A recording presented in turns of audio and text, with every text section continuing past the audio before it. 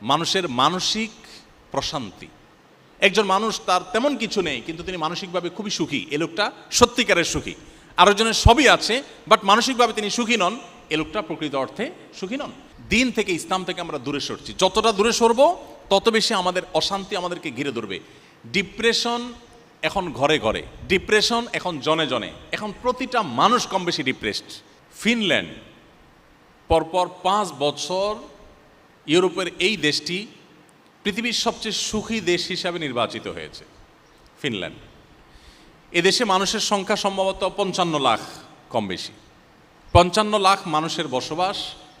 এই দেশটিকে বলা হচ্ছে পরপর 5 বছর তারা পৃথিবীর সবচেয়ে সুখী দেশ। কেন সবচেয়ে সুখী দেশ? তার অনেক কারণ আছে। এদেশের যে সবুজ পরিবেশ, সেখানকার যে হ্রদগুলো, আমরা কোরআনে যে জান্নাতের কথা শুনি, জান্নাত মানে বাগান সমূহ, সেখানকার যে নেচার, সেখানকার যে প্রকৃতি, এটা এতটাই সুন্দর, এতটাই ভালো যে সেটাকে বলা হয় সবুজ সোনা। পুরো দেশটাকে বলা হয় সবুজ সোনা। এত সুন্দর একটি দেশ, এত সুন্দর প্রকৃতি, এত সুন্দরভাবে আল্লাহ তাআলা সাজানো একটা সৃষ্টি, সেই দেশে শিক্ষা বলেন, সংস্কৃতি বলেন, অর্থনীতি বলেন, সব দিক থেকে মানুষ সুখী। অপরাধ প্রবণতা মানুষের মধ্যে নেই বললেই চলে, যার কারণে তারা পৃথিবীর সবচেয়ে সুখী দেশ হিসাবে পরপর 5 বার নির্বাচিত হয়েছে। ইন্টারেস্টিং বিষয় হলো, এই দেশটিতে আত্মহত্যার প্রবণতার যে সিরিয়াল আছে পৃথিবীতে, সেই সিরিয়ালে এই দেশটি 21তম। পৃথিবীর সবচেয়ে সুখী দেশ, কিন্তু আত্মহত্যার প্রবণতায় তারা 21 নম্বরে আছে। আসুন আরেকটা দেশ সম্পর্কে আমরা জানি, সুইজারল্যান্ড। সুইজারল্যান্ডের নাম শুনলে আমাদের স্মৃতিতে ভেসে ওঠে ঘড়ির কথা। সুইজারল্যান্ডের ঘড়ি, ট্রেনের কথা, চকলেটের কথা, অনেক কিছু আছে যেগুলো পৃথিবীর অন্য অনেক দেশ থেকে তাদেরকে পার্থক্য করে দেয়। তারা সুখী দেশের সিরিয়ালে তৃতীয়। সুখী দেশের সিরিয়ালে তৃতীয় হওয়া সুইজারল্যান্ডের মানুষ সুখী, কারণ সেখানকার শিক্ষা, সংস্কৃতি, অর্থনীতি, সেখানকার পরিবেশ সব কিছু পৃথিবীর অন্য সব দেশের চাইতে ডিফারেন্ট এবং ভালো। অপরাধ প্রবণতা নেই, নানান দিক থেকে তারা অনেক বেশি ভালো এবং অগ্রসর। অবাক করা বিষয় হলো, এই দেশটাতে সম্প্রতি সরকারিভাবে আত্মহত্যা করার বৈধতা দেওয়া হয়েছে, অনুমোদন দেওয়া হয়েছে। অর্থাৎ আত্মহত্যা এত বেশি মানুষ করতে চায় যে এটা আর ঠেকাবার সুযোগ নেই, গভর্নমেন্ট বাধ্য হয়ে অনুমতি দিয়েছে যে যে কেউ চায় আত্মহত্যা করতে পারে। শুধু তাই নয়, আত্মহত্যা করবার সুবিধার জন্য নানা রকমের ব্যবস্থা আছে। যেমন সার্কো নামে একটা খাট, এটা আবিষ্কার করেছে তারা, যে এই খাট বা কফিন, এই কফিনে কেউ যদি একবার শুয়ে যায়, এটা তার জীবনের শেষ শোয়া হয়। অর্থাৎ খুব সহজে যেন আত্মহত্যা করতে পারেন, সেজন্য নানা রকম আবিষ্কার তারা করছে। কারণ মানুষ বেঁচে থাকতে চায় না, এত সুখী দেশ, তারপরে বেঁচে থাকতে চাচ্ছে না। এরপর আসুন, একটা সংস্থা তারা নিয়ম করেছে, তাদের সংস্থায় যারা আত্মহত্যা করতে চায় তারা সদস্য হতে পারে। সদস্য ফি $200। $200 দিয়ে সদস্য হওয়ার পর তিনি আত্মহত্যা করবেন। এই সংস্থা তাকে আত্মহত্যা করতে সাহায্য করবে। তার আত্মহত্যা যদি সাকসেস হয়, সফলভাবে তিনি যদি আত্মহত্যা করতে পারেন, তাহলে আগেভাগে তার সম্পদ থেকে লিখিত দিয়ে যাবেন, $7,000 তাকে পেমেন্ট করতে হবে। কিসের জন্য? মরার জন্য। পৃথিবীর সবচাইতে তৃতীয় সুখী দেশের কথা বলছি। এরপর আসুন, একটি বই আরবিতে, এটা অনুবাদ আমি বাংলায় করেছিলাম সৌদিতে যখন ছিলাম তখন। বইটার নাম হলো রব্বি আল্লাহ, আমার রব আল্লাহ। কেন ইমানদার সুখী হয়, কেন নামাজ মানুষকে সুখের দিকে নেয়, কেন ডিপ্রেশন থেকে বাঁচার একমাত্র ওয়ে হলো নামাজ ও ইমান, রিয়েল ওয়ে, প্রকৃত উপায় যে কেন, এটা বোঝাবার জন্য বলছি যে রব্বি আল্লাহ কিতাব, এই বইটির মধ্যে একটা গ্রাফ আছে। সে গ্রাফটা হলো পৃথিবীতে আত্মহত্যার রেশিও কোন ধর্মের মানুষের মধ্যে, কোন সমাজে কতটা বেশি বা কম, এই বিষয়টাকে তুলে ধরা হয়েছে গ্রাফে। সে গ্রাফে উল্লেখ করা হয়েছে যে পৃথিবীতে সবচাইতে আত্মহত্যার প্রবণতা সবচেয়ে বেশি হলো ধর্মে অবিশ্বাসী নাস্তিকদের মধ্যে, সব দেশেই এটা।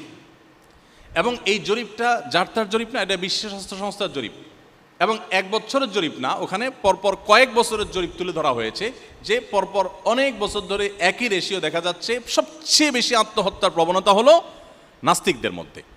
এরপর মজার বিষয় হলো সবচেয়ে কম আত্মহত্যার প্রবণতা হলো মুসলমানদের মধ্যে। পৃথিবীতে কয়েক বছরের জরিপ তুলে ধরা হয়েছে, পৃথিবীতে সবচেয়ে কম আত্মহত্যা হয় মুসলমানদের মধ্যে। এখন প্রশ্ন ওঠে যে পার্থক্যের জায়গাটা কোথায় আসলে। পাশাপাশি আরেকটা তথ্য দিয়ে রাখি, আমার পৃথিবীতে যে সমস্ত দেশে যাওয়ার সুযোগ হয়েছে এর মধ্যে জাপান সম্পর্কে আপনারা জানেন, জাপানে আমার যাওয়ার সুযোগ হয়েছে, কোরিয়াতে আমার যাওয়ার সুযোগ হয়েছে। আপনারা জানেন যে জাপানিজরা সবচেয়ে ভদ্র, জেন্টেল পৃথিবীর। একসময় তাদের ইতিহাস অনেক বাজে ছিল, কিন্তু তাদের হিরোশিমা যে ট্র্যাজেডি, তারপর থেকে তারা পরিবর্তন হয়ে গেছে। জাতি হিসাবে পৃথিবীর সবচেয়ে সভ্য, সবচেয়ে ভদ্র, সবচেয়ে জেন্টেল জাতি তারা। এবং জাপান থেকে ঘুরে আসার পর বেশ কিছুদিন যাবৎ আমি একাধিকবার গিয়েছি, যেবারই গিয়েছি সফর শেষ করে দেশে আসার পর আমার নিজেরই আচার আচরণের মধ্যে এক ধরনের পরিবর্তন আমি লক্ষ্য করতাম। অফিসে যখন স্টাফদের সাথে কথা বলতাম আস্তে আস্তে কথা বলতাম, বাসায় যখন কথা বলতাম পরিবারের সদস্যদের সাথে ধীরে ধীরে কথা বলতাম। কারণ ওখানে ওই যে মানুষ ফিস করে কথা বলে, কেউ কারো দ্বারা যেন ডিস্টার্ব না ফিল না করে, কেউ কারো দ্বারা কষ্ট না পায়, এতটা জেন্টেল তারা। বেশ কিছুদিন তাদের মধ্যে থাকলে দোকানপাট রাস্তাঘাটে গেলে নিজের মধ্যে একটা পরিবর্তন চলে আসে, এই লেভেলের জেন্টেল। এবং তথ্য প্রযুক্তিতে তারা কতটা এগিয়ে সেটা তারা বলার অপেক্ষা রাখে না। আপনারা ইঞ্জিনিয়ারিং কলেজের স্টুডেন্ট, আপনাদের আরও ভালো জানা থাকার কথা। এই জাপানিজদের মধ্যে আত্মহত্যার প্রবণতা সবচাইতে বেশি। কোরিয়ানদের মধ্যে আত্মহত্যার প্রবণতা সবচাইতে বেশি। এত বেশি আত্মহত্যার প্রবণতা এমনকি জার্মানিদের মধ্যে, ওই রব্বি আল্লাহ বইয়ের মধ্যে লেখা আছে যে অস্ট্রেলিয়াতে একটা ব্যাগ আবিষ্কার করা হয়েছে, লাইফ ব্যাগ না কি যেন নাম, এটা জাস্ট সেট করবে আর আত্মহত্যা হয়ে যাবে। আত্মহত্যার জন্য যে কত রকমের কসরত এবং প্রচেষ্টা। এখন আমার প্রশ্ন হলো, পৃথিবীর সবচাইতে সুখী দেশ, পৃথিবীর সবচাইতে আপনার সুন্দর দেশ হওয়ার পরও মানুষ বেঁচে থাকতে চাচ্ছে না কেন? কারণ একটাই, যে সব কিছুই আছে, মানসিক প্রশান্তিটা আসলে নেই। নবী করিম সাল্লাল্লাহু আলাইহি সাল্লাম বলেছেন, লাইসাল গিনা বিকাসরাতিল আরদ। পৃথিবী তথ্য প্রযুক্তির উন্নতির চরম শিখরে পৌঁছে যেতে পারে, নানা রকমের আবিষ্কার দিয়ে পৃথিবীর মানুষের জীবনযাত্রাকে পানির চাইতে সহজ করে ফেলা হতে পারে, বাট এর কোনোটি মানুষকে সুখী করবে না, এর কোনোটি মানুষকে মানসিক প্রশান্তি এনে দিবে না। ওয়ালাকিন্নাল গিনা গিনান নাফস। নবী করিম সাল্লাল্লাহু আলাইহি সাল্লাম বলেছেন, এই সচ্ছলতা, এই উন্নয়ন, এটা আসলে প্রকৃত সচ্ছলতা নয়। আসল এবং প্রকৃত সচ্ছলতা হলো মানুষের মানসিক প্রশান্তি। একজন মানুষ তার তেমন কিছু নেই কিন্তু তিনি মানসিকভাবে খুবই সুখী, এ লোকটা সত্যিকারের সুখী। আরেকজনের সবই আছে বাট মানসিকভাবে তিনি সুখী নন, এ লোকটা প্রকৃত অর্থে সুখী নন। আমাদের দেশের কথা যদি আমরা বলি, আমি কিছুদিন আগে বগুড়ায় গিয়েছি, একজন ডক্টর চিকিৎসক তিনি আমাকে এসে বললেন যে ভাই, আমাদের এই বগুড়াতে গেল কয়েক বছরে আত্মহত্যার প্রবণতা খুব ভয়ঙ্করভাবে বেড়ে চলেছে এবং রেশিওটা এতটাই বৃদ্ধি পেয়েছে যে এটা রীতিমতো ভাববার মতো। এই বিষয়ে আপনি কিছু বলেন। আপনারা অনেকেই জানেন যে করোনাকালীন সময়ে শুধুমাত্র বিশ্ববিদ্যালয়ের শিক্ষার্থীদের মধ্যে যেই পরিমাণ আত্মহত্যার ঘটনা দেখা গেছে এক বছরে, সেটা এর আগে 10 বছরেও দেখা যায়নি। এবং দিন যত যাচ্ছে আমাদের মধ্যে এই প্রবণতা বাড়ছে। কেন বাড়ছে? দিন থেকে, ইসলাম থেকে আমরা দূরে সরছি। যতটা দূরে সরবো তত বেশি আমাদের অশান্তি আমাদেরকে ঘিরে ধরবে। ডিপ্রেশন এখন ঘরে ঘরে, ডিপ্রেশন এখন জনে জনে, এখন প্রতিটা মানুষ কম বেশি ডিপ্রেসড। আমরা যদি আমাদের শৈশবে ফিরে চলে যাই, আমরা দেখব আমাদের বাপ চাচারা, আমাদের আশপাশের মানুষগুলো এত ভালো ছিলেন না, এত সুখে ছিলেন না। আমরা আমাদের দেশের বাস্তবতা যদি চলে যাই, 2 দশক 3 দশক আগে আমাদের দেশে এত কলেজ ইউনিভার্সিটি ছিল না, এত আপনার রাস্তাঘাটের এত উন্নয়ন ছিল না, আমাদের দেশে অনেক কিছুই ছিল না, কিন্তু মানুষগুলো তুলনামূলকভাবে এখন থেকে অনেক বেশি হ্যাপি ছিলেন, সুখী ছিলেন। আত্মহত্যা এটা কালে ভদ্রে হতো, এখন যেরকম দেখা যাচ্ছে সকাল বিকাল এরকম হতো না। এর অন্যতম কারণ হলো তাদের ভিতরে ইসলামের চর্চা কিছুটা হলেও ছিল, যেটা এখন একেবারেই নাই। সম্মানিত উপস্থিতি, নামাজ সম্পর্কে আমি বলছিলাম, প্রিয় নবী সাল্লাল্লাহু আলাইহি সাল্লাম বলতেন, আরেহনা বিহা ইয়া বেলাল। বেলাল রাদিয়াল্লাহু তাআলা আনহু ছিলেন আমাদের প্রিয় নবীর মুয়াজ্জিন। তাকে বলতেন, বেলাল তুমি আজান দিয়ে মানুষদেরকে ডাকো, একত্র করো, আমাকে একটু প্রশান্ত করো, আমি একটু নামাজ পড়ে প্রশান্তি পেতে চাই। আমরা তো ভালো খাবার খেয়ে, ভালো জায়গায় ঘুরে ট্রাভেল করে প্রশান্তি পেতে চাই, সেগুলোতে প্রশান্তি সন্দেহাতীতভাবে আছে, কিন্তু একজন ইমানদার নামাজের ভিতরে যে প্রশান্তিটা পাবেন এটা আর কোথাও পাবেন না। কিন্তু এই জিনিসটাকে ফিল করার সুযোগ আমাদের জীবনে হয়নি। এই জন্য আমি অনুরোধ করতে চাই, খুজুর সাথে আপনি নিয়মিত 5 ওয়াক্ত নামাজ খুব ধীরে সুস্থে সুন্দর করে মনোযোগের সাথে পড়ার চেষ্টা করুন। 5 ওয়াক্ত নামাজ আপনার জীবনের যেন এমন একটি বিষয় হয় যে এটার সাথে আপনি কোনো কম্প্রোমাইজ করবেন না, কোনো অবস্থাতেই না। আপনার জীবনে এমন কোনো পরিস্থিতি আসবে না যে পরিস্থিতিতে আপনি নামাজ পড়বেন না। একমাত্র পরিস্থিতি হতে পারে আপনি সেন্সলেস হয়ে গেছেন, আপনার কোনো সেন্স নাই, আপনি বেহুশ হয়ে গেছেন, তাহলে তো আপনার আর নামাজ পড়বার শক্তি নেই। কিন্তু যতক্ষণ পর্যন্ত আপনার সেন্স আছে, ইভেন আপনি দাঁড়াবার ক্ষমতা নাই, নবী করিম সাল্লাল্লাহু আলাইহি সাল্লাম বলেছেন বসে পড়ো, বসে পড়তে পারেন না শুয়ে পড়ো, কেন নামাজ পড়বেন? সবচেয়ে সরল উত্তর হলো আপনার আল্লাহর নির্দেশ, আল্লাহর সামনে আপনাকে যেতে হবে, দাঁড়াতে হবে, জবাবদিহি করতে হবে, আপনাকে নামাজ পড়তে হবে। এর পাশাপাশি আমি যেটি বলবো তা হলো, আমি শুরুতে একটা কথা বলেছিলাম, ঈমান শুধু আমাদেরকে আখিরাতে সুখী করবে তা নয়, দুনিয়াতেই সুখী করবে। ঈমানের পাশাপাশি নামাজ হলো মানুষের সুখের একটা মূল মন্ত্র। যারা সঠিকভাবে নামাজ পড়েন তারা বলতে পারবেন, যেই কোনো ডিপ্রেশন, যে কোনো পেরেশানিতে, যে কোনো মুসিবতে, যে কোনো বিপদে মানুষের খুব আগ্রহের সাথে, খুজুর সাথে যথাযথভাবে 2 রাকাত নামাজ যদি কেউ পড়ে, তিনি অনেকটা হালকা হয়ে যাবেন, তিনি অনেকটা প্রশান্তি অনুভব করবেন। এটা যারা নিয়মিত নামাজ পড়েন, সুন্দর করে নামাজ পড়তে জানেন, তারা বলতে পারবেন। যারা নামাজ সঠিকমতোভাবে পড়েন না, বা জুমার নামাজটা হয়তো শুধু পড়েন, 2-4 ওয়াক্ত পড়েন, বাকিগুলো বাদ দেন, বা পড়েন কিন্তু ধীরস্থিরতার সাথে পড়েন না, পড়েন কিন্তু মনঃসংযোগের সাথে পড়েন না, এই মানুষগুলো আসলে নামাজের এই অলৌকিকত্ব অনুভব করতে পারবেন না। আমি গত কয়েকদিনের মধ্যে একটি রিপোর্ট দেখতে পেয়েছি, আপনারা অনেকে হয়তো দেখেছেন বা জেনে থাকবেন। আমি আল্লাহর নামে শপথ করে, আল্লাহর উপরে আস্থা রেখে বলতে পারি, আপনার জীবনটা বদলে যাবে ইনশাআল্লাহ। আপনার জীবনটা উপভোগ করতে পারবেন আপনি, আপনার জীবনে যে স্বাদ আর তৃপ্তি আপনি অনুভব করবেন, এটা আপনি অন্য কোথাও পাবেন না। এই জন্য ভাইরা আমার, 5 ওয়াক্ত নামাজ আপনারা আপনাদের কর্মজীবনে থাকেন কিংবা শিক্ষা জীবনে যেখানে থাকেন না কেন, জীবনে কখনো এটা কম্প্রোমাইজ করবেন না, নামাজের ক্ষেত্রে কোনো ছাড় দিবেন না। আমাদের দেশে মুসলমানদের মধ্যে এক ধরনের ভুল ধারণা আছে, সেটা হলো ইসলামটাকে আমরা নিছক ইবাদত সর্বস্ব ধর্ম মনে করি। নামাজ পড়লাম, রোজা রাখলাম, হজ করলাম, ওমরা করলাম, দাড়ি রাখলাম, টুপি লাগাইলাম, এটার নাম ইসলাম আমরা বানিয়েছি। অনেকটা বলতে পারি পোশাকই ইসলাম। ইসলামের কথা বললে আপনারা অনেকে আছেন যারা জেনারেল শিক্ষিত, আপনাদের অনেকের কাছে ভয় লাগে যে ইসলাম মানে তো হলো একটা জুব্বা পড়তে হবে, একটা জামা পরতে হবে, মাথায় একটা টুপি দিতে হবে, একটা পাগড়ি রাখতে হবে, আমার পুরা ড্রেস আপ সব চেঞ্জ করে ফেলতে হবে। আসলে কি এটাই ইসলাম? ইসলাম কি পোশাক? ইসলামের নাম ইসলাম? আমি পোশাক চেঞ্জ করে ফেললাম, আমি ভালো মুসলমান হয়ে গেলাম? বহু মানুষ আছে আমার পোশাক পরেন না, উনি শার্ট প্যান্ট পরেন, কিন্তু আমার চেয়ে অনেক ভালো মুসলমান, তিনি জান্নাতে হয়তো আমার চেয়ে আগে চলে যাবে। ইসলামটাকে আমরা ইবাদত সর্বস্ব ধর্ম বানিয়ে রেখেছি, এটা আমাদের একটা মেজর ভুল। এবং এক্ষেত্রে আমরা যারা আপনাদেরকে ইসলামের পথে আহ্বান করি, এই ত্রুটিটা আমাদের যে আমরা আপনাদেরকে ইসলাম বোঝাতে পারিনি। এই কথাগুলো এই জন্য বলছি যে আপনারা কর্মক্ষেত্রে চলে যাবেন, বিশেষ করে আপনারা ইঞ্জিনিয়ারিং কলেজের ছাত্র হিসাবে আপনারা বিভিন্ন প্রতিষ্ঠানের গুরুত্বপূর্ণ চেয়ারে বসবেন, দায়িত্ব পালন করবেন, একসময় আল্লাহ তাআলা আপনাদেরকে দিয়ে অনেক কাজ নেবেন হয়তো। জীবনে কখনো হালাল উপার্জনের ক্ষেত্রে কম্প্রোমাইজ করবেন না। এটা আপনাকে শুধুমাত্র ভালো মুসলিম করবে তা নয়, এটা আপনাকে সুখী মানুষ করবে। আমার এক্সপিরিয়েন্স থেকে আমি বলছি, শত শত হাজারো মানুষ তাদের দুঃখ কষ্টের কথা আমাদেরকে শোনাতে আসেন, একান্তে আমরা সেগুলো তাদের কথা শোনার চেষ্টা করি। আমার এক্সপিরিয়েন্স বলছে, যারা অবৈধ পথে উপার্জন করে, হারাম পথে উপার্জন করে, আল্লাহর ভয় যাদের অন্তরে নেই, এ মানুষগুলো সম্পদের পাহাড় গড়বার পরও কখনো সুখ পায় না। ওই যে মানসিক প্রশান্তি যেটা, এটা কখনো পায় না। কারণ একটা নগদ শাস্তি তো হারাম উপার্জনকারী স্বয়ংক্রিয়ভাবে পাবে, সেটা হলো জাহান্নাম। তো অনেক পরের বিষয়। নগদে যেটা পাবে সেটা হলো অপরাধ বোধের অদৃশ্য জ্বালা, অদৃশ্য দাহন।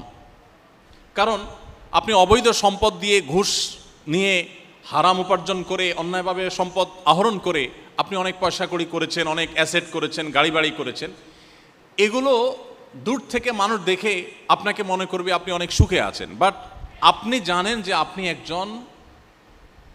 একজন সহজ বাংলা চোর, আপনি একজন প্রতারক, আপনি একজন দুর্নীতিবাজ, আপনি জাতীয় সম্পদ লুণ্ঠনকারী। এটা আপনি নিজেকে নিজে জানেন। আপনার ভেতরে যখন এই জিনিসটা আসে তখন এই সুখগুলো একটাও আপনাকে মানসিক প্রশান্তি দিবে না, কারণ দিন শেষে আপনি জানেন যে এগুলো সবগুলো রক্তচোষা টাকা। আপনার অপরাধ বোধের এই যে জ্বালা, এই জ্বালা থেকে বাঁচার কোনো ট্যাবলেট পৃথিবীতে আবিষ্কার হয় নাই, কিয়ামত পর্যন্ত হবেও না। আপনাকে এটা সারা জীবন বয়ে যেতেই হবে। আপনার অবৈধ উপার্জন দিয়ে আপনার সন্তান খুব হাসি মুখে তার লাইফ হয়তো লিড করতে পারে, আপনার নাতিপুতি তারা হয়তো এক সময় অনেক বেশি আপনার সম্পদ দিয়ে তারা সুখ স্বাচ্ছন্দ্যে থাকতে পারে, বাট আপনি নিজে নিজে জ্বলে পুড়ে মরবেন, কারণ আপনি জানেন সবগুলো অবৈধভাবে উপার্জন করা টাকা, রক্তচোষা টাকা, প্রতারণা করে দুর্নীতি করে কামানো টাকা। এই যে অপরাধ বোধের যে একটা জ্বালা থাকে, এই জ্বালা থেকে কোনো মানুষ রক্ষা পেতে পারে না। প্রত্যেকটা মানুষকে প্রতিটা অপরাধ কিন্তু তাকে জ্বালা দিতে থাকে। অবৈধ পথে উপার্জনের নগদ শাস্তি এটা। আপনাকে দেখে সুখী মানুষ হতে পারে, কিন্তু আপনার চেয়ে দুঃখী মানুষ আরেকটা পাওয়া যাবে না। আর এর বিপরীতে আসি, আপনি যদি প্রতিজ্ঞা করেন যে আমি আমার কর্মজীবনে কখনো অসৎ উপায়ে 1 টাকা অবলম্বন উপার্জন করব না, এটা যদি আপনি প্রতিজ্ঞা করেন, এটা যদি আপনি ধরে রাখতে পারেন, দিন শেষে সন্দেহাতীতভাবে আপনার সাময়িক কষ্ট হবে, কারণ আপনার গাড়ি বাড়ি হয়তো ওইরকম হবে না, আপনার হয়তো এরকম ব্যাংক ব্যালেন্স হবে না, আপনার হয়তো এরকম সামাজিক অবস্থান হবে না, আপনার হয়তো দৃশ্যমান সম্পদ থাকবে না, এর কারণে আপনার হয়তো সাময়িক কষ্ট অনুভব হতে পারে। কিন্তু নিশ্চিত করে বলা যায়, এবং আমরা কেউই হয়তো দ্বিমত করব না, যে আপনার সততার সাথে পালন করা পার করা জীবনের অর্জন যদি কম হয়, আপনি একটা কুড়ে ঘরে আছেন, একটা কোনো রকম তৈরি করা একটা বাড়িতে আছেন, কোনো রকম একটা গাড়িতে চলেন, বা আপনার প্রাইভেট গাড়িও নেই, এই যে জীবনটা, এই জীবনটার মধ্যে আপনার একটা প্রশান্তি থাকবে। আপনি জানেন আপনি কোনো অবৈধ উপার্জন করেননি, আপনার প্রতিটি পয়সা টনটন করে বাঁচবে, আপনার বাড়ি, আপনার আবাসন, আপনার সব কিছু সম্পূর্ণ হালাল টাকায়। এই যে একটা উপলব্ধি, এটা আপনাকে মানসিকভাবে এতটাই প্রশান্ত করবে যেটা আপনি কল্পনা করতে পারেন না। সম্মানিত উপস্থিতি, আমি বহু হারাম টাকায় সম্পদশালী হওয়া মানুষের সাক্ষাৎকার নিয়েছি, তাদের একান্ত আলাপ শুনেছি। তাদের কথাগুলো শুনে আমার কাছে এটাই মনে হয়েছে যে হারাম উপার্জন করে মানুষ কখনোই মানসিক প্রশান্তি অর্জন করতে পারে না। বাহ্যিকভাবে মনে হতে পারে সে অনেক সুখী, সে আসলে সুখী হওয়ার কোনো ওয়ে নেই। আর কোরআনে কারিমের একটি আয়াত আছে যেটি আমাদের জন্য গুরুত্বপূর্ণ। কেন গুরুত্বপূর্ণ? আয়াতটা আমি পরে বলছি। গুরুত্বপূর্ণ এই জন্য যে আমাদের দেশের মানুষের মধ্যে একটা ধারণা, মুসলমানদের মধ্যে একটা ধারণা তৈরি হয়ে গেছে যে টাকা হইলে বাঘের কল্লাও পাওয়া যায়। একটা প্রবাদ আছে, টাকা হলে বাঘের কল্লাও পাওয়া যায়, তার মানে টাকা হলে সবই পাওয়া যায়। অতএব আমার প্রথম প্রায়োরিটি হলো টাকা কামাই করা, বৈধ অবৈধ দেখা দেখি দরকার নেই, টাকা আসুক। টাকা এসে গেলে যেহেতু বাঘের কল্লাও পাওয়া যাবে, অতএব টাকা দিয়ে আল্লাহরও পাওয়া যাবে। এটা হলো আমাদের ধারণা, যার কারণে দেখবেন মানুষ যৌবন বয়সে ইসলামের ধারা কাছে যেতে চায় না। অনেকে আছেন ইয়াং বয়সে টাকা হয়ে গেছে, হজ করার মতো টাকা আছে তার কাছে, অ্যাবিলিটি আছে। যদি বলা হয় ভাই হজ করতে যান, তো বলে এত আগে হজ করে ফেলবো, কারণ তিনি মনে করেন যে এত তাড়াতাড়ি হজ করে ফেললে তো আমি বিভিন্ন অপকর্ম করতে পারবো না, এই জন্য হজটাকে রেখে দেন যে আমি বৃদ্ধ বয়সে হজ করব, তাহলে এর মধ্যে যা দরকার সব করে নিব, শেষ বয়সে একটা হজ করে ওমরা করে দায় রেখে টুপি রেখে জুব্বা জামা লাগায়া মসজিদে গিয়ে বসে তসবিহ হাতে নিয়ে তবলিগে যে বিভিন্নভাবে আমি দিনদার হয়ে যাব, আর আমার প্রিভিয়াস লাইফ যেটা, এটা টোটালি দাঁড়িয়ে থাকবে হারামের উপরে। আমরা অনেকে ইসলামটাকে ঠিক এইভাবে পালন করার চেষ্টা করি, অথচ বাস্তবতা হলো যে আমার পেছনের ইতিহাস, অতীত মানুষ না জানতে পারে, আল্লাহ তাআলার কাছে রেকর্ড আছে, আর বান্দার হক আল্লাহ তাআলা মাফ করবেন না। এই জন্য আমি এখন সম্পদ কামাই করে নেই, একটা সময় আমি ফেরেশতা হয়ে যাব, এটা একেবারেই একটি ভুল জায়গা এবং ভুল চিন্তা। আল্লাহ তাআলা কোরআনে কারিমে বলেছেন, ইয়া আইয়ুহার রুসুলু কুলু মিনাত তাইয়্যিবাত, হে রাসূলগণ, সমস্ত নবী রাসূলদের প্রতি আল্লাহ তাআলা কমন একটা নির্দেশ জারি করছেন, কুলু মিনাত তাইয়্যিবাত ওয়া আমালু সালিহা। সমস্ত নবী রাসূলদেরকে আল্লাহ বলছেন, হে রাসূলগণ, আপনারা হালাল ভক্ষণ করুন, হালাল উপার্জন করুন। এরপরে বলেছেন ওয়া আমালু সালিহা, এবং নেক আমল করুন। তাহলে ভালো কাজ আগে না হালাল উপার্জন আগে? হালাল উপার্জন আগে। আর আমরা আমাদের দেশে যেটা দেখি সেটা হলো মানুষ আগে হারাম কামাই করে নেয়, এরপর বুড়ো বয়সে এসে, বৃদ্ধ বয়সে এসে তিনি হালাল উপার্জন করে বা আপনার ইবাদত বন্দেগী করে ভালো কাজ করার চেষ্টা করেন। তো এটা হলো আমাদের ভুলের জায়গা। এই জন্য আমি আপনাদের প্রতি বিনীতভাবে অনুরোধ করতে চাই, আপনারা সৎ পথে চলবেন সারা জীবন, এবং এই সংকল্প আপনারা এখন থেকে করে ফেলুন। এটাতে আপনারা সাময়িকভাবে মনে হবে পিছিয়ে আছেন, অনেকের সাথে প্রতিযোগিতা আপনি তার সাথে তাল মিলাতে পারেন না, তার পর্যায়ে থাকতে পারেন না, কিন্তু প্রকৃত অর্থে মানসিক প্রশান্তি আপনি অনুভব করবেন। আর অবৈধ সম্পদের পাহাড় গড়ে আপনি মানসিক প্রশান্তি কখনোই অনুভব করতে পারবেন না। আরেকটা বিষয় হলো, যে আপনি যখন হালাল উপার্জন করবেন, হালাল উপার্জনের মাধ্যমে মানুষ ইবাদতের মধ্যে তৃপ্তি পায়, নামাজের মধ্যে তৃপ্তি পায়। আজকাল আমাদের ইবাদতের তৃপ্তি নাই, এটা একটা অভিযোগের জায়গা। এর একটা বড় কারণ হলো হারাম উপার্জন। হারাম উপার্জনকারীর দোয়াও কবুল হবে না। এই যে হজের মৌসুম শুরু হয়েছে, লক্ষ লক্ষ মানুষ সারা পৃথিবী থেকে হজ করতে আসবে। আমাদের দেশ থেকেও প্রায় 80,000-এর মতো হাজি যাচ্ছে এবছর। হজ করতে যেয়ে কাবায় গিয়ে একেবারে কাবার দুধারে ঘুরে ঘুরে তফ করে দুহাত সম্প্রসারিত করে আল্লাহর কাছে আপনি দোয়া করলেও নবী সাল্লাল্লাহু আলাইহি ওয়াসাল্লাম বলেছেন দোয়া কবুল হবে না যদি আপনার হারাম উপার্জন থাকে। আপনি যত দোয়া করেন, কাবার ভেতরে ঢুকে দোয়া করলে দোয়া কবুল হবে না, সমস্ত হুজুররা একসাথে দোয়া করলে দোয়া কবুল হবে না। আমরা তো মনে করি যে আমি আগে টাকা পয়সা কামাই করি, এরপরে টাকা পয়সা দিলে হুজুররাও তো খুশি হয়ে যাবে, হাদিয়া তোফা দিয়ে দিব, মাহফিল মসজিদ করে দিব, মাদ্রাসা করে দিব, হুজুররা নারায় তাকবীর দিবে, দোয়া দিয়ে দিবে, আর কি লাগে। সারা পৃথিবীর সব হুজুর একত্র হয়ে, মক্কা মদিনার সমস্ত ইমাম সাহেব একত্রিত হয়ে যদি দোয়া করেন, আল্লাহ আপনি আপনার এই বান্দারে মাফ করে দেন, জান্নাত দিয়ে দেন, আর আপনি যদি মানুষের রক্ত চুষে থাকেন, অবৈধ উপার্জন করে থাকেন, দুর্নীতি করে থাকেন, হারাম কামাই করে থাকেন, তো এই সমস্ত হুজুরদের দোয়া কবুল হবে না এবং আল্লাহর কাছে আপনার ঠিকই জবাবদিহি করতে হবে। এজন্য ভাইরা আমার, হালাল উপার্জন করার জন্য মেরুদণ্ড লাগে, এটা সংকল্পের জন্য মেরুদণ্ডের প্রয়োজন হয়। সমাজে দুর্নীতি করার জন্য কোনো যোগ্যতার প্রয়োজন হয় না, শুধুমাত্র পাওয়ারের দরকার হয়। যার কাছে পাওয়ার আছে তিনি চাইলে দুর্নীতি করতে পারেন। আমাদের সমাজে তেমনটি পরিবেশ। কিন্তু আপনারা যারা কর্মজীবনে প্রবেশ করছেন অথবা ভবিষ্যতে করবেন, আপনি যদি সংকল্প করেন যে আমি হালাল পথে থাকব, হালাল পথে থাকলে সমস্যা কি হবে সেটা বলাই বাহুল্য, আমি বলে রাখি। নাম্বার 1, আপনার পরিবার থেকে আপনি সাপোর্ট হয়তো পাবেন না, বাবা মাই বলবে যে অমুকের ছেলে